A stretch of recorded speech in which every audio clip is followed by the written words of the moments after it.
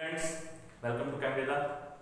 और आज हम डिस्कस करेंगे कुछ नए टॉपिक के बारे में अबाउट द सॉलिड स्टेट। इस टाइम सुबह के 6:15 बजे और मैं वीडियो रिकॉर्ड कर रहा हूँ। पता नहीं क्या दिमाग में आए मैंने सुबह सुबह अपना नहा धो के तैयार हो गया मैं वीडियो रिकॉर्ड करने। तो आज सुबह के 6:15 बजे ही मैं वीडियो रिकॉर्ड कर रहा हूँ। तो देखते हैं कैसा एक्सपीरियंस रहता है सुबह सुबह वीडियो रिकॉर्ड करने का। तो लास्ट हम कर रहे सॉलिड स्टेट के बारे में, और सॉलिड स्टेट के बारे में जितना भी हमें मैथमेटिकल था वो सीखा। मतलब मैथमेटिकल में हम क्रिस्टल लैटिस के बारे में सीख रहे थे कि हाउ टू कैलकुलेट एज और what is the structure of crystal lattice, और डेंसिटी कैसे निकालने या रेडियस क्या होता है, अदर स्ट्रक्चर जो भी सीखी, नेबरिंग डिस्टेंस क्या होती है वो सब सीखा हमने। उससे पहले हमने टाइप ऑफ सॉलिड सीखे थे। आज जो टॉपिक स्टार्ट कर रहे हैं सॉलिड स्टेट का वो लास्ट का टॉपिक है। सारे प्रॉपर्टीज वगैरह हम पढ़ेंगे, कुछ अलग से टॉपिक पढ़ेंगे सॉलिड स्टेट के। तो ज़्यादा टाइम हम वेस्ट नहीं करते हैं, सुबह सुबह बढ़िया मूड है पढ़ाने का, तो पढ़ाएंगे आपको। तो चलिए नेक्स्ट टॉपिक स्टार्ट करते हैं। तो आज का जो हमारा टॉपिक है बहुत ही इंपॉर्टेंट टॉपिक है हमारा। बहुत क्वेश्चन आते हैं, खासकर सीबीएसई के अंदर तो बहुत क्वेश्चन आते हैं एग्जाम, बोर्ड एग्जाम्स में, और कंपटीशन एग्जाम के अंदर भी यहाँ से एक क्वेश्चन मिल जाते हैं। ज़्यादा तो नहीं मिलते, बट एक दो क्वेश्चन मिल जाते हैं। लेकिन सीबीएसई बोर्ड एग्जाम के अंदर जो बच्चे बोर्ड एग्जाम की प्रिपरेशन कर रहे हैं वो इस टॉपिक को ध्यान से समझें, क्योंकि बहुत अच्छा टॉपिक है, बहुत काम का टॉपिक है। तो टॉपिक का नाम आपका है, अगर मैं बिल्कुल सही बात में बोलूं तो imperfection in solid, imperfections in solid. ठीक है, अब ये हमें समझना है कि क्रिस्टलाइन सॉलिड की अगर बात करें तो क्रिस्टलाइन सॉलिड के अंदर इम्परफेक्शंस क्या होते हैं, या इम्परफेक्शन की जगह हम एक वर्ड यूज कर सकते हैं डिफेक्ट। तो हम कई बार ये बोल सकते हैं डिफेक्टिंग सॉलिड, ओके, या डिफेक्ट नहीं वर्ड यूज करते हैं तो कई बार हम डिसऑर्डर भी यूज कर लेते हैं, डिसऑर्डर। तो कई तरह के वर्ड है जो हम यूज कर सकते हैं एक्सप्लेन करने के लिए टॉपिक को, that is imperfection in solid, defect in solid और डिसऑर्डर इन सॉलिड, कैसे भी हम बोल सकते हैं। पहले तो इस बात का मतलब समझना है हमें। देखिए क्रिस्टलाइन सॉलिड के अंदर क्या हुआ था, क्रिस्टलाइन सॉलिड के अंदर हमने ये सीखा था कि पार्टिकल जो होते हैं वो सारे परफेक्ट ऑर्डर में अरेंज होते हैं, लॉन्ग रेंज ऑर्डर में, मतलब सभी तरह से पार्टिकल ऑर्डर में होते हैं, परफेक्टली ऑर्डर में होते हैं, और डिस्टेंस वगैरह सब सेम होती है सबकी, और एंगल वगैरह सब सब सब ठीक ठाक सेम से होते हैं, बिल्कुल परफेक्ट होते हैं। ठीक है, लेकिन एक्चुअल में होता क्या है कि ये सिचुएशन सिर्फ और सिर्फ सोची गई है, क्योंकि इसको हम एग्जैक्टली ऐसा सॉलिड हम नहीं बना सकते जिसमें सारे के सारे पार्टिकल बिल्कुल परफेक्ट ऑर्डर में हो, कुछ ना कुछ कमी तो होगी। ऐसा सॉलिड जो प्योर या ऐसा क्रिस्टल जो बिल्कुल परफेक्ट हो उसको आइडियल क्रिस्टल बोलते हैं, आइडियल क्रिस्टल। लेकिन आइडियल क्रिस्टल एग्जिस्ट करता है एब्सोल्यूट जीरो टेम्परेचर पे, और अभी तक एब्सोल्यूट जीरो टेम्परेचर हम अटेन नहीं कर सके। इट मींस ऐसा कोई भी सॉलिड नहीं है, ऐसा कोई भी क्रिस्टल नहीं है जिसके अंदर पार्टिकल बिल्कुल परफेक्टली ऑर्डर हो। कुछ ना कुछ उसके इंटरनली पैकिंग में कुछ ना कुछ कहीं ना कहीं एरर मिलता है, डिफेक्ट मिलता है। उसी को हमने नाम दिया है इम्परफेक्शन इन सॉलिड और डिफेक्ट इन सॉलिड। तो यहां से हम डेफिनेशन क्या बोल सकते हैं कि any irregularity in the packing of the particles in A crystal. अगर किसी प्रकार के भी पार्टिकल्स की पैकिंग में इरेगुलरिटी, हल्की फुल्की भी इरेगुलरिटी है, तो वहां से उसको बोलते हैं कि वो सॉलिड के अंदर या तो इम्परफेक्शन शो कर रही है, या उसको हम डिफेक्ट कहेंगे, या उसको हम क्या कहेंगे, डिसऑर्डर कहेंगे। तो आई थिंक आपको डेफिनेशन समझ में आ गई होगी कि what is the meaning of imperfection, defect या डिसऑर्डर। पार्टिकल्स की पैकिंग अगर अच्छे से नहीं है, कहीं ना कुछ पैकिंग में गड़बड़ है, तो उस गड़बड़ को हम क्या बोलते हैं, उस गड़बड़ को हम उसकी इम्परफेक्शन, डिफेक्ट या डिसऑर्डर बोलते हैं। आई होप कि आपको ये समझ में आया होगा कि what is the meaning of imperfection, defect और डिसऑर्डर। पार्टिकल्स की पैकिंग बहुत परफेक्ट नहीं है, कुछ ना कुछ कहीं ना कहीं एरर है। क्लियर हो गया?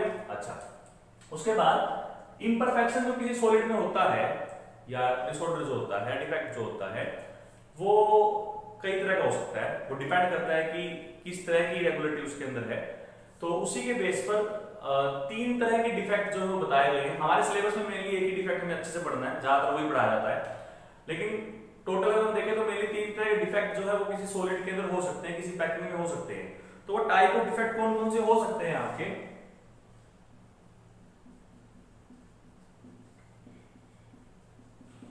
टाइप ऑफ डिफेक्ट आपके कौन कौन से हो सकते हैं? एक आपको हो सकता है पॉइंट डिफेक्ट। क्या होता है बताऊंगा अभी, पहले हम इसको समझ लेते हैं। एक आपका होता है पॉइंट डिफेक्ट, दूसरा आपका होता है लाइन डिफेक्ट, लाइन डिफेक्ट। और कुछ लिटरेचर्स के अंदर, कुछ बुक्स के अंदर एक डिफेक्ट और पढ़ाया जाता है, डिस्कस ही किया था उसके बारे में, बट पढ़ाया जाता है, दैट इज प्लेन डिफेक्ट।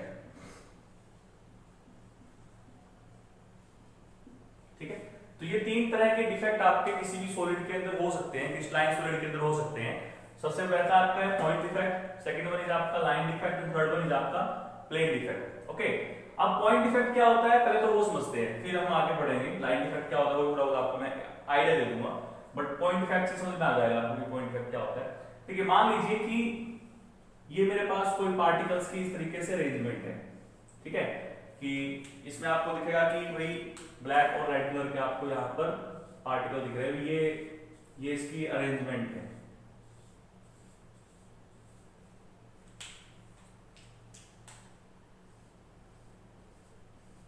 इस तरह से, ठीक है, हमने मान लिया भाई सॉलिड के अंदर पार्टिकल कुछ इस तरीके से अरेंज है, तो हम इसको मानते हैं परफेक्ट ऑर्डर है। लेकिन अगर क्या हो जाए, अगर किसी एक पॉइंट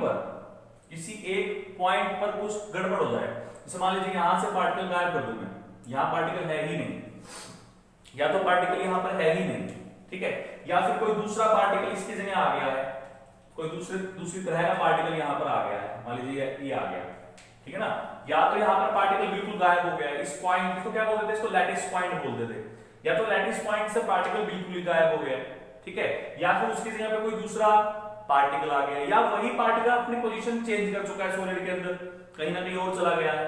तो अगर इस तरह की सिचुएशंस किसी लैटिस पॉइंट पर आती है कि उस पॉइंट से पार्टिकल गायब हो गया है, और ऐसे बहुत सारे पॉइंट्स हो सकते हैं, ऐसा तो जरूरी नहीं एक ही पॉइंट होगा, बहुत सारे पॉइंट्स ऐसे हो सकते हैं जहां से पार्टिकल मिस कर गया हो, तो हो सकता है कि दोनों ही पार्टिकल मिस कर गए हो, एक ये भी कर गया हो, ये भी कर गया हो, वो डिपेंड करता है भाई कि लैटिस पॉइंट पर अगर पार्टिकल प्रेजेंट नहीं है या उसकी जगह कोई दूसरा पार्टिकल प्रेजेंट है, तो ऐसे डिफेक्ट को हम बोलते हैं पॉइंट डिफेक्ट।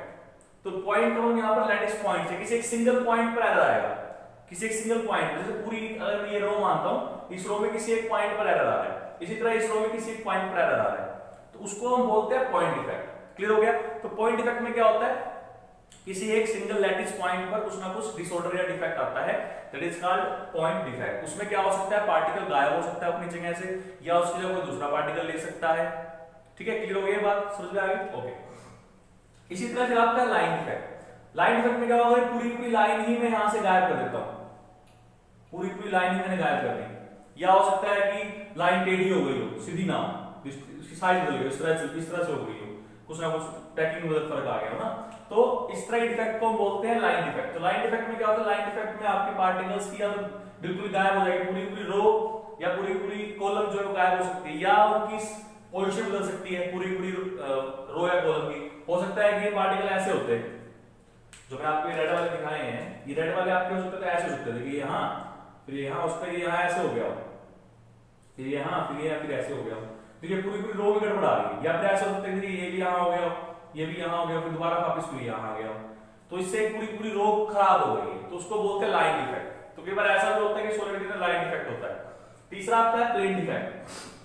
प्लेन डिफेक्ट में क्या होता है, प्लेन डिफेक्ट के अंदर कोई ना कोई पूरा प्लेन, मतलब इस डायरेक्शन के अंदर भी और इस डायरेक्शन के अंदर भी एरर है, दो डायरेक्शंस में एरर एक साथ आ रहा है, तो उसको बोलते हैं प्लेन डिफेक्ट। प्लेन बना है ना उसके अंदर एक, तो किसी भी दो डायरेक्शंस में एक्स वाई हो सकता है, वाई जेड हो सकता है, जेड एक्स हो सकता है, उनमें किसी में भी अगर आपका एरर आता है, that error is called plane defect. लेकिन आपके सिलेबस में लाइन डिफेक्ट और प्लेन डिफेक्ट के बारे में नहीं है, कहीं भी नहीं पढ़ाया जाता, आगे हाई क्लासेस में भी नहीं पढ़ाया जाता इसके बारे में। मोस्टली जो आपको डिस्कशन किया जाता है सारा का सारा, वो आपको पॉइंट डिफेक्ट के बारे में ही डिस्कस किया जाता है। क्लियर हो गया, बात समझ में आ गई? तो आज हम तो स्टार्ट कर रहे हैं, आज हम पॉइंट डिफेक्ट के बारे में ही स्टार्ट करेंगे, और देखते हैं कितना हो पाता है आपका टॉपिक, बट फिर भी कोशिश करेंगे सारा हो जाए, नहीं हो पाता है तो नेक्स्ट वीडियो में हम कर लेंगे, कोई दिक्कत नहीं है। ठीक है, तो इसको साफ कर लेता हूं मैं, और फिर आपको बताता हूं आज पॉइंट डिफेक्ट के बारे में।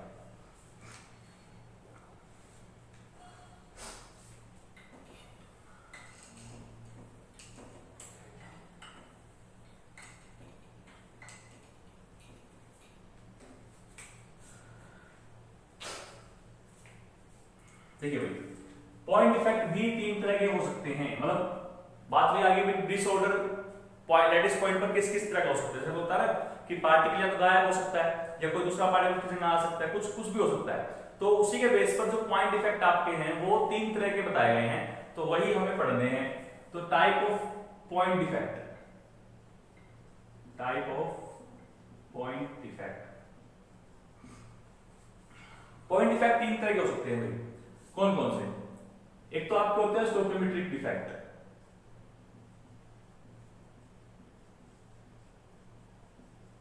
ठीक है, समझ में आ गया? एक तो क्या होते हैं स्टोइकोमेट्रिक डिफेक्ट। दूसरे कौन से होते हैं आपके acidic, non stoichiometric defect.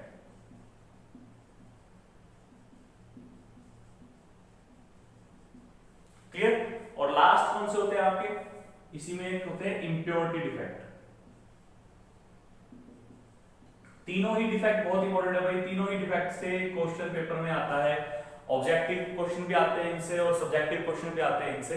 Numerical base तो कोई क्वेश्चन खास मिलता नहीं है इससे आपका आपके लेवल पर, बट फिर भी थ्योरेटिकल क्वेश्चन इससे आपको बहुत मिल जाते हैं, तो इनको बहुत अच्छे से समझिएगा। तो पॉइंट डिफेक्ट जो आपके हैं, पॉइंट डिफेक्ट आपके तीन तरह के होते हैं, that is stoichiometric defect, non stoichiometric defect and impurity defect. तो हम बारी बारी से आज इनको पढ़ेंगे कि what is the meaning of stoichiometric defect, what is the meaning of non stoichiometric defect और what is the meaning of impurity defect. Okay, और मोस्टली हम जो डिस्कस करेंगे डिफेक्ट सारे हम आयनिक सॉलिड में करेंगे, क्योंकि क्रिस्टल्स की बात चल रही है। तो क्रिस्टल जो मेनली होते हैं वो आयनिक सॉलिड के टाइप नहीं बनते हैं, तो इसलिए जितने भी हम डिफेक्ट डिस्कस करेंगे मेनली आपके सारे आयनिक सॉलिड के लिए होंगे कि आयनिक सॉलिड में डिफेक्ट कैसे कैसे आ सकते हैं। हालांकि ऐसा जरूरी नहीं है, लेकिन मोस्टली मैं कह रहा हूं, मोस्टली वर्ड यूज कर रहा हूं कि मोस्टली पार्ट जो रहेगा डिफेक्ट्स का वो हम आयनिक सॉलिड को लेकर ही चलेंगे कि आयनिक सॉलिड में आ रहा है तो बाकी में भी ऐसे ही हो सकता होगा। ओके, तो इसमें आप कंफ्यूज कर रही है कि सर किस तरह के सॉलिड में डिफेक्ट आएगा। मेनली हम जो केस लेके चलेंगे वो मैं आपके आयनिक लेके चलूंगा। ओके, चलिए, तो अब सबसे पहले बात करते हैं हम स्टोइकोमेट्रिक डिफेक्ट के बारे में।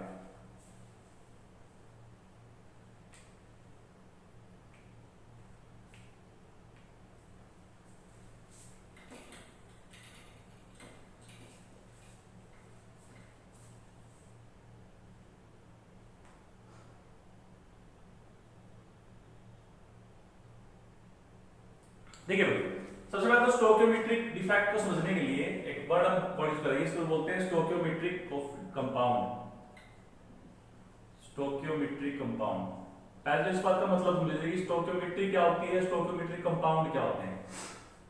ऐसा कोई भी कंपाउंड, जैसे मैंने NaCl का एग्जांपल लिया था, NaCl की स्टोइकोमेट्री क्या थी, NaCl की स्टोइकोमेट्री थी भाई NaCl के फार्मूले में, इस केमिकल फार्मूले में एक Na है और एक ही Cl है, और जो रेशो आ रही थी उनकी Na और Cl की वो 6:6 आ रही थी, 1:1 ही आ रही थी, आ रही है ना।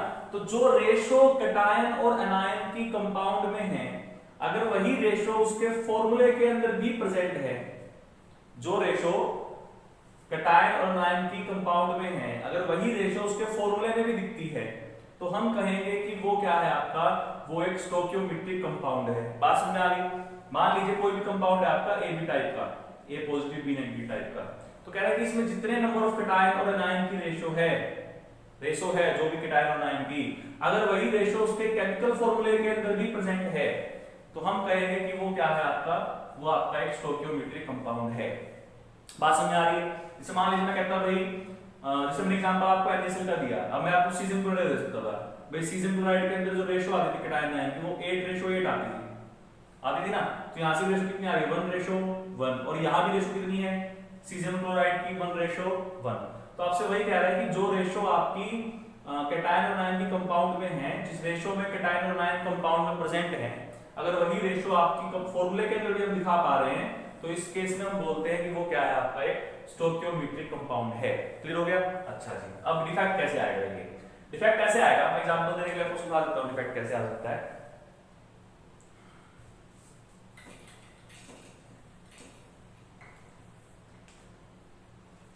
देखिए क्या ऐसा सकता है, देखिए मान लीजिए कि मेरे पास ये Na है, ये Cl है, फिर ये Na है, फिर ये Cl है, ठीक है। इसी तरह से वापस यहां करते हैं तो यहाँ Cl आ गया, यहाँ Na आ गया, यहाँ Cl आ गया, यहाँ Na आ गया।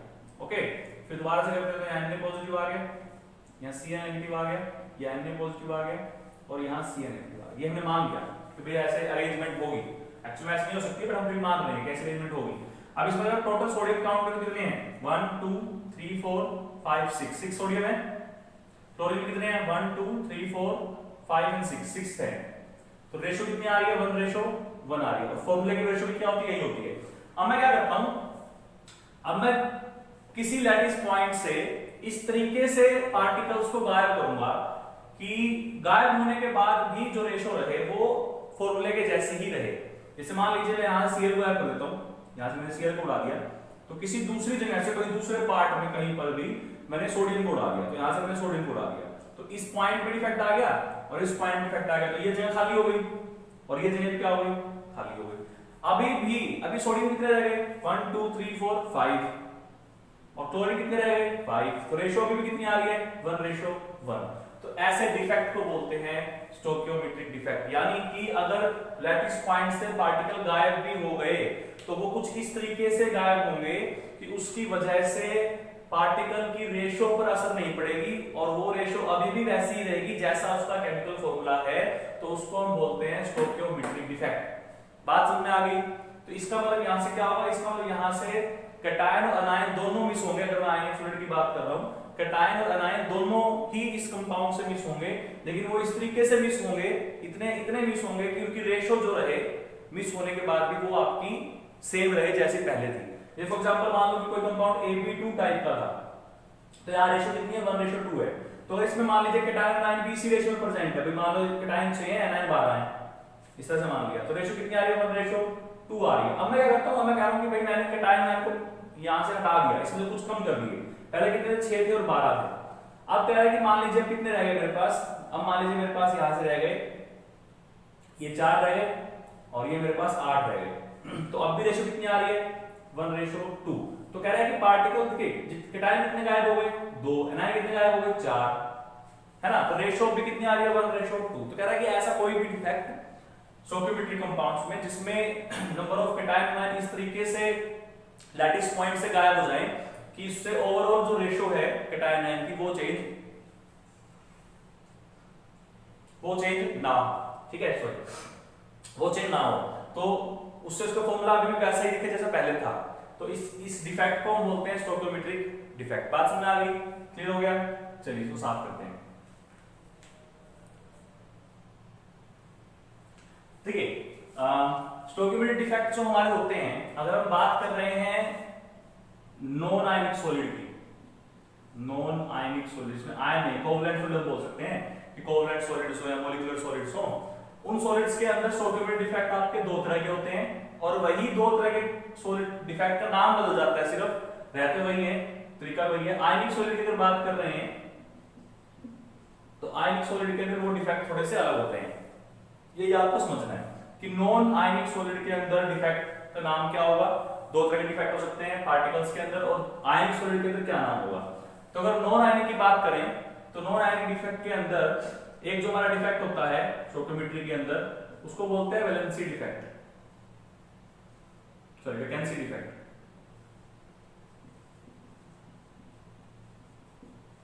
ठीक है, और दूसरा जो होता है वो होता है इंटरस्टिशियल डिफेक्ट। स्पेलिंग में देख लीजिएगा भाई, सुबह सुबह गड़बड़ हो जाती है। ठीक है, इंटरस्टिशियल डिफेक्ट। उसके अलावा जो अपना आयनिक सॉलिड है, आयनिक सॉलिड के अंदर डिफेक्ट्स भी दोनों ही होते हैं बट नाम बदल जाते हैं। उसमें हम क्या बोलते हैं, उसको हम तो स्कोटी डिफेक्ट बोलते हैं। एक वैकेंसी डिफेक्ट आपका स्कोटी डिफेक्ट बन जाता है, स्कोटकी।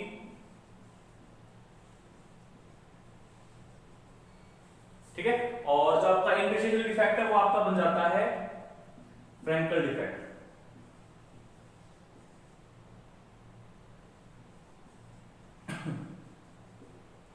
तो ये डिफेक्ट आपके स्टोइकियोमेट्रिक डिफेक्ट्स के अंदर आते हैं।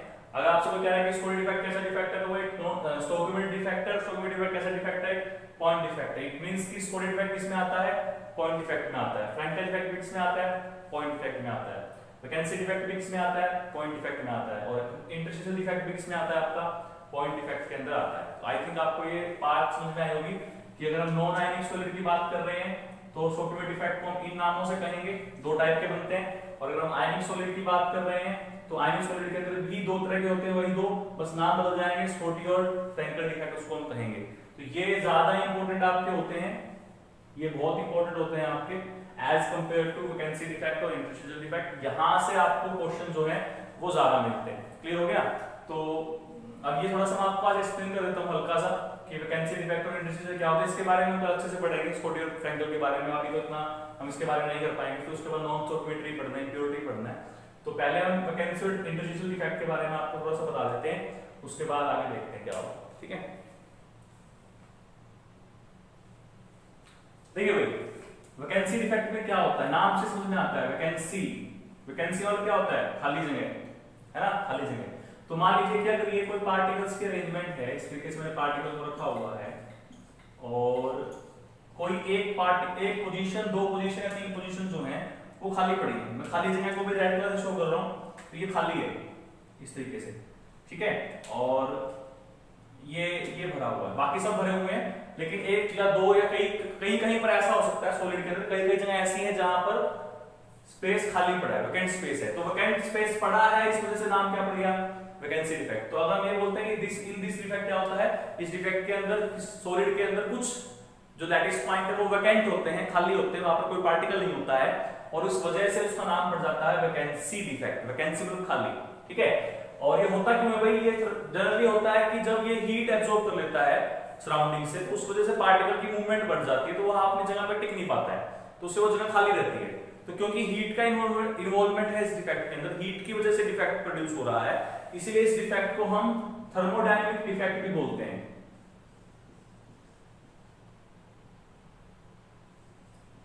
थर्मोडायनामिक डिफेक्ट भी इसको कहा जाता है।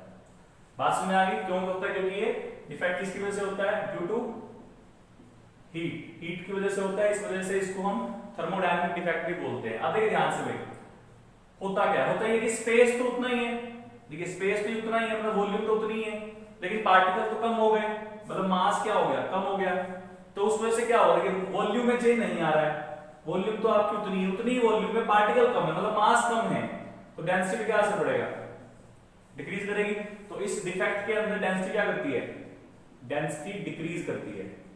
इस डिफेक्ट के अंदर डेंसिटी क्या करती है, इंक्रीज करती है। तो ऐसे डिफेक्ट को हम बोलते हैं वैकेंसी डिफेक्ट। समझ में आया। इसी तरह मैं इससे बताता हूं आपको इंटरस्टिशियल डिफेक्ट क्या होता है, यानी करते हैं।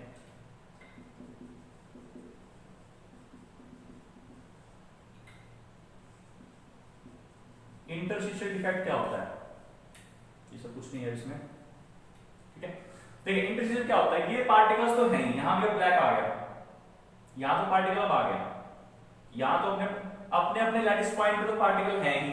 इसके अलावा देखिए मैंने आपको पॉइंट का वॉइड बताया था, मैंने आपको वॉइड या इंटरस्टिशियल साइड बताया था। इंटरस्टिशियल साइड क्या होता था, दो पार्टिकल्स के बीच में खाली स्पेस है, चार पार्टिकल तो आपने दूर दूर दिखाया ना, आप एक्चुअल के टच में होंगे ऐसे, बिल्कुल ठीक है ना। तो इनके बीच का जो ये स्पेस था, इस स्पेस को हम क्या बोलते हैं, स्पेस को हम इंटरस्टिशियल साइड या वॉइड बोलते थे। तो आपसे कह रहा है कि ये पार्टिकल तो रहेंगे ही, अगर इनकी इंटरस्टिशियल साइड पर भी कोई पार्टिकल आ जाए, छोटा या बड़ा वो तो डिपेंड करता है ना साइज की, यहाँ साइज कितना है, तो इसके इंटरस्टिशियल साइड पर अगर पार्टिकल्स आ जाए, लेकिन उन पार्टिकल्स के आने की वजह से फॉर्मूले पे कोई असर ना पड़े, कंपाउंड के फॉर्मूले पे कोई असर ना पड़े, पार्टिकल्स की रेशियो पे तो कोई असर नहीं पड़ रहा, केटायन आयन तो अभी भी तो नहीं रहेंगे अगर हम आयनिक की बात कर रहे हैं तो आपसे कह रहा है कि अगर इंटरस्टिशियल साइड पर कोई पार्टिकल आके बैठ गया है कहीं कहीं पे, तो ऐसे डिफेक्ट को हम बोलते हैं इंटरस्टिशियल डिफेक्ट। तो ये दो तरह के डिफेक्ट आपके होते हैं, वैकेंसी डिफेक्ट में लैटिस पॉइंट ही खाली होते हैं, और इंटरस्टिशियल डिफेक्ट के अंदर क्या होता है, इंटरस्टिशियल डिफेक्ट के अंदर कोई इंटरस्टिशियल साइड पर अगर बाहर से एक्स्ट्रा पार्टिकल जो है वो जगह ले लेते हैं, जगह घेर लेते हैं। अब उस तरीके हुआ क्या होगा, ये कि वॉल्यूम तो उतनी है, उतनी वॉल्यूम है, लेकिन उतनी वॉल्यूम में मास बढ़ गया है, मास बढ़ गया तो डेंसिटी क्या होगी, इंक्रीज करेगी। तो इस तरह के डिफेक्ट में क्या होता है, इस तरह के डिफेक्ट में आपकी जो डेंसिटी है वो इंक्रीज करती है, क्या करती है, डेंसिटी इंक्रीज करती है। समझ में आ गई बात। तो ये थे आपके दो तरह के डिफेक्ट। आज हमने टॉपिक स्टार्ट किया डिफेक्ट का, तो आई होप कि आपको समझ में आया होगा कि डिफेक्ट किस तरीके से पढ़ने हैं। बाकी के डिफेक्ट हम कल वाले वीडियो में करेंगे। डिफेक्ट्स के बाद इतना लंबा टॉपिक नहीं है, छोटा टॉपिक है डिफेक्ट के बाद। तो उम्मीद करता हूँ कि 2-3 वीडियोस में ही हम इसको निपटा लें, इस वीक में तो हम निपटा ही लेंगे आराम से।